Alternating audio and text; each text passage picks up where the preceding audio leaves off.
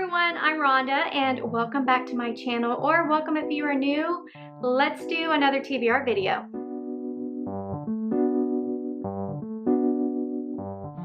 Now you guys might be confused, and rightfully so, because I just posted my April TBR video like 2 videos ago. I think Abby is going to join us today. Hi baby. Thank you so much, sweet girl. Okay, yes. Uh-oh, here comes the other one. Hi babies. Hi Bowie. Okay. You're gonna join me? You're gonna sit in my lap? Alrighty. Hi. Hi Stinky. Okay, a couple of my dogs needed some love, but we're back on track. As I was saying, I just posted my April TBR video, and yes, this is another TBR video. It's a little bit different though, because I'm going to be using my prompt jar to help me pick my spring TBR. I was on YouTube yesterday or over the weekend, and Jordan Elaine posted a video where her prompt jar helped her pick her spring TBR, and that's where I got this idea from. So thank you to Jordan Elaine, and I am posting a link to her channel down below, so definitely go check her out. She does great videos. And I thought this was a great idea just because I have a huge stack of springish or spring adjacent books that I kind of want to get to, and I thought this is a great way to help me pick those books to help me stay on track without being overwhelming. So that's what we're going to do today. I'm using my TBR jar to help me pick my spring TBR. So on my cart I do have different genres. I have a lot of new releases that I really want to get to soon. I have a ton of springish books that I would like to read this spring. I also have just some fun contemporary romances, some rom-coms, some more emotional romances that have some depth. I also have a couple of fantasy. I have some cozy mysteries and some thrillers. So I have a little bit of everything when it comes to what is on my TBR cart. So let's go ahead and get started. How this is going to go is I'm going to, I think I'm just going to do 6 books because we're in April and spring officially ends at the end of June. So I think if I read 2 books in April, 2 books in March, 2 books in April, 2 in May, and 2 in June, that's completely doable on top of my usual monthly TBR, because yes, I'm still going to do my monthly TBR. I think doing 6 books is completely doable, and that's what we're going to do. Okay, let's go ahead and pick the very first prompt for my spring TBR, and that's going to be read a book of the month book. Perfect, because I have several that I want to get to. One of the books I have is Jane and Dan at the End of the World. I have Adrienne Young's new book, A Sea of Unspoken Things. I also have Pictures of You by Emma Gray. And then these last 3 books are my picks for April from Book of the Month, and that is Fun for the Whole Family, The Bright Years, and then the last book, and it's the one I think I'm going to read, that is Passion Project by London Sperry, and this is a contemporary romance. All I know about this book, it's about a woman who is living in New York City, and she loses her passion for everything in her life. She is very apathetic towards her career, her friendships, her love life, just everything. And with a friend's help, she ends up setting up a profile on a dating app, and she's supposed to have a first date with this man named Henry. However, she ends up standing him up and has a panic attack. And they reconnect, and he takes it upon himself to help her find that passion in life. Hence the name, The Passion Project. So I think this is going to be perfect for the springtime. And also this cover just screams the springtime in New York City with all the pretty colors. And then if you look on the back, it has, I'm assuming, the Brooklyn Bridge. So my very first book for my spring TBR that I'm going to pick is Passion Project by London Sperry. Okay, let's pick prompt number 2. And that's going to be, I want this one, okay. Summer or spring setting. That's obviously perfect. I have so many, obviously. I think I'm going to try and pick one of the newer books that I've purchased specifically for the springtime. I have these 4. I have Live and Let Chai, which is a cozy mystery. I also have Playing for Keeps and Stars Fall by Kate Hewitt. This is kind of like a cozy romance set in a small town in the springtime. The next one is The Tanglewood Tea Shop by Lilac Mills. This is another just cozy little romance. I think it's probably set in the UK somewhere. But it involves a tea shop, and I think it's kind of like a Grumpy Sunshine trope. And then finally, I have The Finders Keepers Library by Annie Raines. And I think this is a closed door, second chance romance. It says it is a charming story of love, laughter, and finding your way. So these are my options. And I think the one I want to go with is Playing for Keeps and Stars Fall, because this is the second book in the Stars Fall series. And I read the first book and I gave it 3 stars. I really enjoyed it. I think with a lot of these little seasonal, cozy type romances, there really aren't going to get much higher than 3 stars. I think they're all fine and entertaining and sweet. And I really did enjoy the first book. I thought it was very sweet. It was a closed door romance, very clean. And I think I'm going to really enjoy this one. This is obviously, as I said, set during the springtime. This is about a woman named Maggie who arrives to Stars Fall. Yes, think Stars Hollow, think Gilmore Girls. Anyway, she arrives to this small town with her son to open a board game. I don't know if it's a store or a cafe. And she ends up meeting this man named Zach, who is beautiful and gorgeous. And he has a little bit of a reputation around town. So I think obviously there's going to be a little love happening between the two. So this is going to be perfect for the springtime. Book number 2 on my spring TBR is Playing for Keeps and Stars Fall by Kate Hewitt. Let's pick prompt number 3. And that is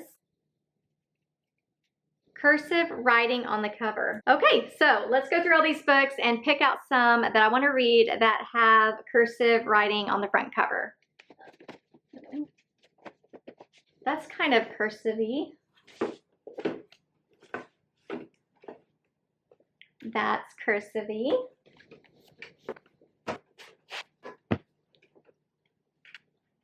All right, I have 4 books to choose from. The first one is The Last Goodbye. It has cursive lettering here by Fiona Davis. And I picked this. This is not really springish, but I put this on my cart because I have been kind of craving a contemporary romance that has depth and that has some emotional depth, and I think this is definitely going to do it. All I know about this one is it is about a woman whose husband has passed away, and she still calls her husband's phone number just to listen to his voicemail message, to hear his voice. And one day a man picks up because he has now taken over that phone number that belonged to her husband, and they end up talking, and he ends up, I'm assuming he's helping her through her grief. So I think this is going to be a romance that's definitely going to be a little bit of a tearjerker, and this is one option. The next one I have is Just Haven't Met You Yet by Sophie Cousins, and I've read 3 Sophie Cousins books before, and I've loved 2 out of the 3. One of them, my favorite, is The Good Part. If you haven't read that one, definitely go read it. It was so good, and I bawled my eyes out. But I don't think this one is that springish, but I put it on my TBR cart just because they're traveling, and I really don't even remember what this is about. It says hopeless romantic and lifestyle reporter Laura's business trip to the Channel Islands isn't off to a great start after an embarrassing encounter with the most attractive man she's ever seen in her life. She arrives at her hotel and realizes she grabbed the wrong suitcase. And apparently that suitcase belongs to the man that she sat next to on the airplane, I'm assuming. And a romance ensues. So this could be springish because she's traveling for work and she's going to some islands. I don't know, traveling screams spring and summer to me. So that's option number 2. And then again, I have the Tanglewood Tea Shop, and I also have The Sweet Spot by Trish Dollar. This is also part of an interconnected series. The first book was called The Float Plan, which was a really good book. But in this one, I believe the heroine is the sister of the female main character in The Float Plan. But from what I gather, this is about Rachel, who I think she gets fired from her job, and she ends up taking a position at a brewery, I can't say that word, hotel, on a small island off of Lake Erie. And she ends up meeting this man named Mason, who's kind of like a grumpy guy, and I think he's the master brewer. I don't know. It says what she finds on Kelly's Island is Mason Brown, a handsome, reclusive man who knows everything about brewing beer and nothing about running a hotel, especially one that's barely more than foundation and studs. It's not the job Rachel was looking for, but Mason offers a chance to help build a hotel and rebuild her life from the ground up. So this sounds like a good option. Out of these 4 books, I have no clue what to read. Oh gosh, they all sound great. I think I'm gonna go with The Sweet Spot by Trish Dollar. This is book number 3. We are halfway there. I picked 3 books, and let's pick book number 4. And that is Food on the Cover. This should actually be an easy one. That one does not have food. You know what? Live and Let Chai has peaches on the cover. The tea shop has some bakery items on it. The Lost Husband has apples on the cover. All right, I have 3 books to choose from. The first one is Live and Let Chai. This has peaches on the bottom. And this is a cozy mystery that I've heard amazing things about. Hannah and her YouTube channel is called Hannah, the Teacher's TBR. She read, I think, this entire series with her little book club, and this was her favorite. She was really loving this book. And then when I was having brunch with my best friend about a month ago, we were talking about books, and she said that she also loved this one. So this is a great option. It is about a woman who buys a tea shop on the boardwalk of this seaside town. And one day this man is murdered, and next to him is one of her mason jars full of her tea. And it's kind of bad for business that this man died and her tea's next to him. So she's trying to kind of clear her shop's name. So this is a great option for my 4th book. And then the next one is The Lost Husband by Catherine Sinner. You guys know she's one of my favorite authors, and she is actually an auto-buy author. But this one is about a woman named Libby whose husband has passed away, and she has 2 kids, and she's currently living with her mom.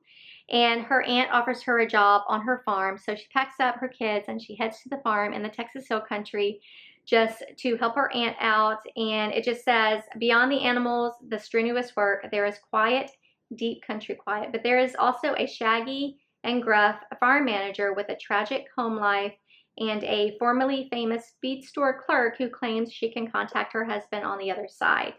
And the eccentric Aunt Libby never really knew, but who turns out to be exactly what she's looking for. So this book sounds like it's just about discovering oneself, starting over, and this sounds really sweet. So that is an option. And then I have, again, the Tanglewood Tea Shop, and this one has just pastries on the cover. And gosh, you know what? I really want to read Live and Let Chai. I think if I love this book, I can continue with the series going into the summer, which I think would be perfect. So the 4th book that I'm going to pick is Live and Let Chai. Again, it is a cozy mystery. Let's pick prompt number 5, and that is something I've heard nothing about. So a book I really haven't heard anyone talk about. You know what, there are a few books that are on this card I really haven't heard anyone talk about, but I'm going to go ahead and make a decision and pick the Tanglewood Tea Shop, just because in my last couple of prompts, this was one of the 3 that I picked out. And it just says, what happens after your dreams come true?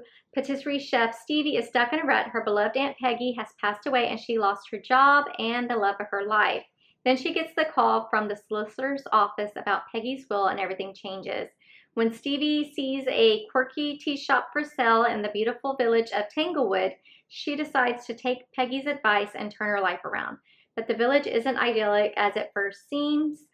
And when Nick, the gorgeous but grouchy stable owner, shows up, he might just be another fly in the pastry batter. All right, so this is it. Book number 5, the Tanglewood Tea Shop. All right, let's pick this last prompt for my Spring TBR.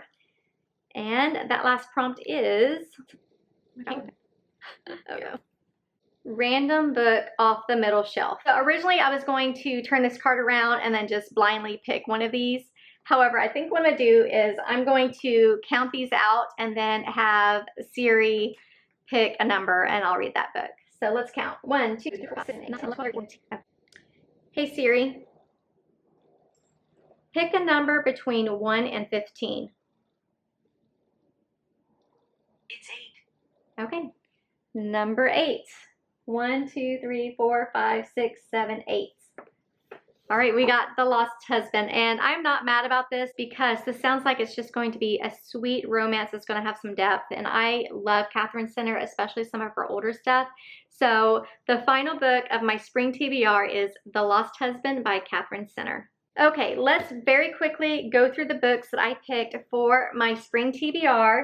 And first off, I have Live and Let Chai, The Lost Husband, The Sweet Spot, The Tanglewood Tea Shop, Playing for Keeps in Stars Fall, and The Passion Project. I can't wait to read this. I'm probably going to start on this book immediately. All right, my friends, these are the 6 books on my spring TBR. Let me know if you've read any of these or if there's anything on my TBR cart that you saw that I should probably try and read this spring as well.